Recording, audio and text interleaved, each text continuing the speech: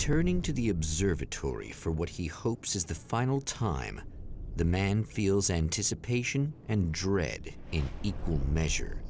Soon, he knows he will have what he needs.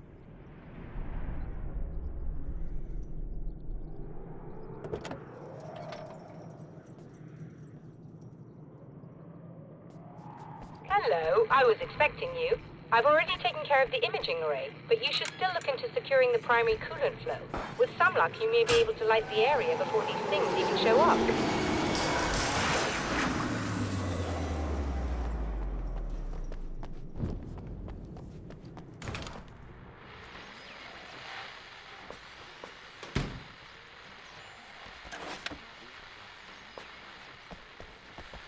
Thanks for tuning in for the second part of our interview with Serena Valdivia and award-winning photographer Alice Wake. Now, Alice, we were talking about your husband, Alan Wake.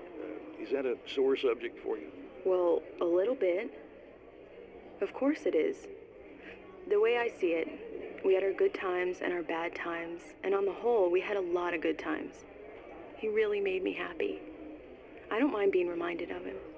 So you're over him? I don't know if I'll ever be that, entirely. I still think about him every day, literally. I still find myself hoping for... Well, sometimes I think I see him just standing somewhere, watching me. I think most people who lose someone they love experience things like that. But on the whole, I'm doing all right.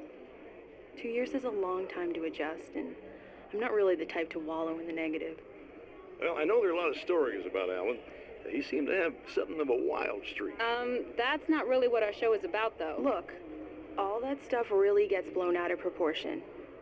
He had his problems, but it's really frustrating for me because people like to talk. They love to tell these crazy stories, and they never really knew him at all.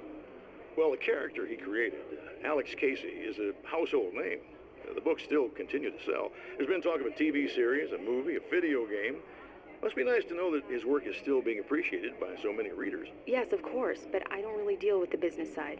I leave that to Alan's agent. That would be Barry Wheeler. Actually, I just interviewed him.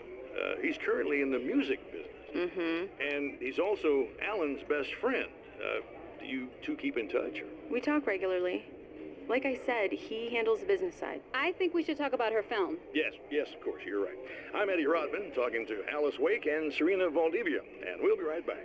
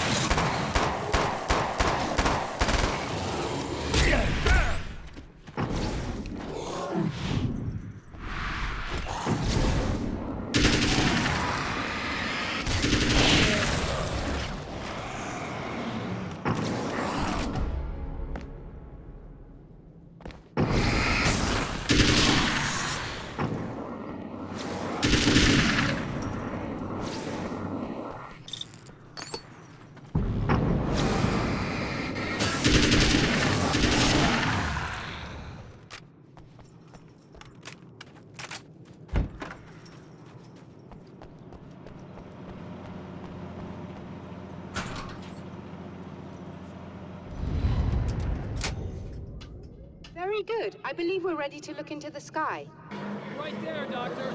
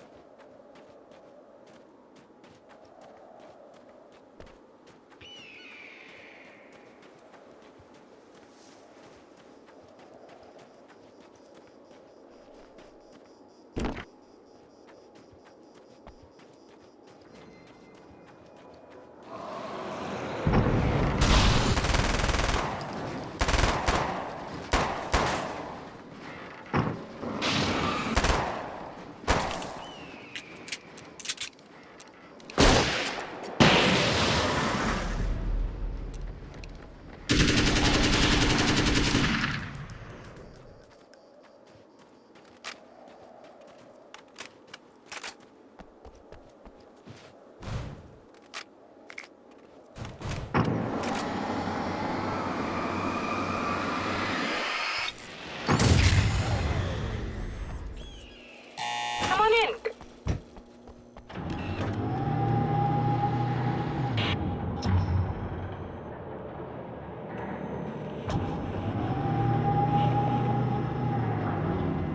This is what you look like. Does that bother you? I bet it does. I'm not just wearing your face, you know. It goes a lot deeper than that. There's a lot of you and me. All the best parts. At first, I was just an idea. But they kept telling all those stories about you. You already had that rep. And then you disappeared mysteriously. And then the stories about bad, crazy Alan Wake came true. And here I am. That's the best part, isn't it? When that happens, you can always count on Cauldron Lake.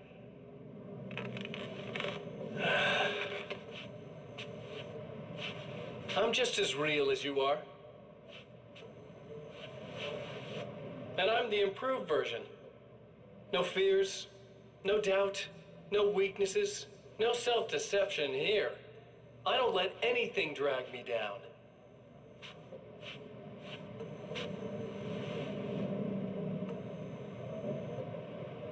I know you like I know myself. I know it bothers you that I'm like this, that I use your name, crawl my way into your life. But I only do it because I'm better at being you than you ever were.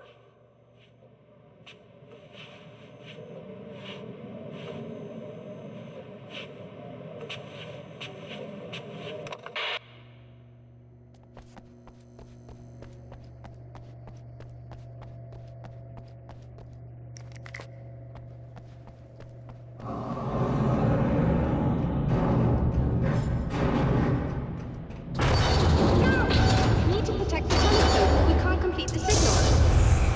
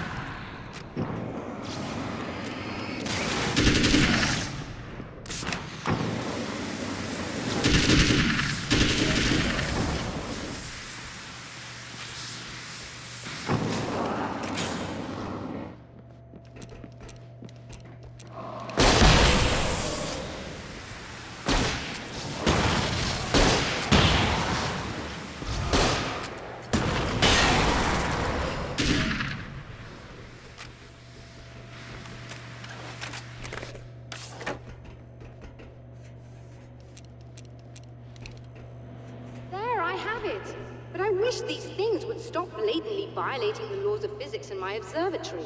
That's just rude. Are you all right? I'll live. I'm glad. I'll send the list down to you.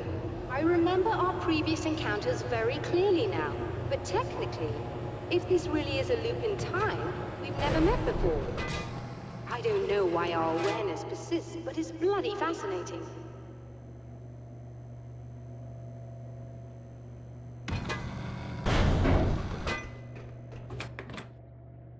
Doctor? You know, I know physicists who would give 15 years of their lives for a chance to experience something like this. I'd imagine that being stalked by horrible axe murderers would curb their enthusiasm a little. Clearly you've never met hardcore physicists. I'm glad you're in such good spirits, but The signal! Yes, it's completed. finally. If all goes well, this should be the last time we go through the loop. You know, I just realized that I don't have any memory of what happens after you leave. What does that mean? I don't think it means anything. If everything goes well, you just keep going. I don't show up here like this again, no more bad guys. Things go back to normal. Let's hope you're right. I'd love the opportunity to look into this in more detail. Looks like you've accepted the situation.